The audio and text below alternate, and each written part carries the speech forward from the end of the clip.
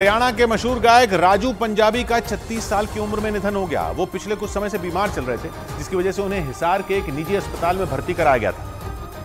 लेकिन इलाज के दौरान गायक राजू पंजाबी की मौत हो गई। डॉक्टरों के मुताबिक उनके लिवर और फेफड़ों में संक्रमण हो गया था, जिसकी वजह से उनकी मौत हो गई। राजू पंजाबी का असली नाम राजा कुमार था। उन्होंने 1996 में भजन गाने से अपने करियर की शुरुआत की थी, जिसके बाद हरियाणवी भाषा में उनके कई गाने सुपरहिट हुए। राजू पंजाबी ने हरियाणवी के साथ राजस्थानी और पंजाबी में भी कई सुपरहिट गाने गाए। उनका आखिरी गाना इसी महीने 12 अगस्त को रिलीज हुआ था।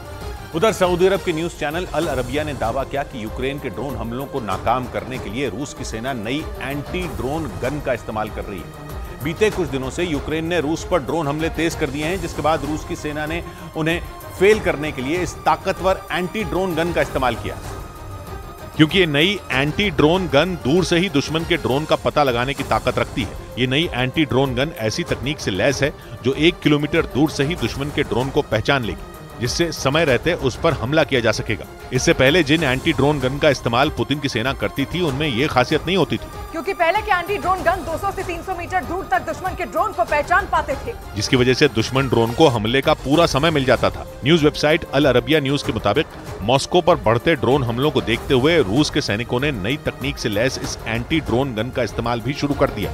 इस बीच पश्चिमी मीडिया के मुताबिक अमेरिका, दक्षिण कोरिया और जापान के साथ आने से भड़के चीन ने ताइवान को घेरकर बारूद की बारिश कर दी। दावा किया गया कि चीन की सेना ने ताइवान के बॉर्डर के करीब एक बड़ी मिलिट्री ड्रिल की, जिसमें चीन की सेना ने दुश्मन को हवा और समंदर में ढेर करने का अभ्यास किया। इस अभ्यास में चीन की नौसेना के युद्धपोतों और पनडुब्बियों के साथ साथ उसके ताकतवर लड़ाकू विमान भी शामिल हुए। पश्चिमी मीडिया के मुताबिक 2 रोज पहले अमेरिका के राष्ट्रपति जो बाइडेन, जापान के प्रधानमंत्री और दक्षिण कोरिया के राष्ट्रपति के साथ एक शिखर सम्मेलन में शामिल हुए, जिसमें तीनों देशों के नेताओं ने ताइवान के मामले पर चीन को घेरने की कोशिश की। दावा किया गया कि इसी बात से चीन भड़क गया और उसने ताइवान को चारों तरफ से घेर कर ऐसा सैन्य अभ्यास किया कि ताइवान में हड़कंप मच गया। इतना ही नहीं, ताइवान की सेना ने तो यहाँ तक आरोप लगाया कि सैन्य अभ्यास के दौरान चीन के 45 लड़ाकू विमानों ने उसके बॉर्डर में घुसपैठ की। हालांकि दावा किया गया कि ताइवान की सेना के किसी एक्शन से पहले ही चीन के वो विमान उसकी सरहद से लौट गए। इधर कांग्रेस नेता अजीज कुरैशी के एक बयान पर बवाल मच गया, क्योंकि बीजेपी ने अजीज कुरैशी के बयान को भड़काऊ माना और अजीज कुरैशी पर निशाना साधा। अजीज कुरैशी के जिस बयान पर बखेड़ा खड़ा हुआ, वो उन्होंने मध्य प्रदेश के विदिशा के कार्यक्रम के दौरान दिया।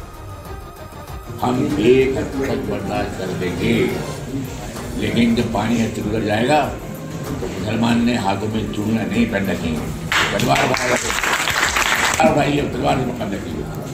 22 करोड़ लोगों में अगर करोड़ लोग मर जाएं, कोई हटके रखी बात नहीं। और ये एक घोर सांप्रदायिक बयान है और मुस्लिम तुष्टीकरण का उनका बयान है, और ऐसा करके सनातन हिंदू धर्म की भावनाओं से खिलवाड़ उन्होंने किया है और ये अपराध की संज्ञा में आता है।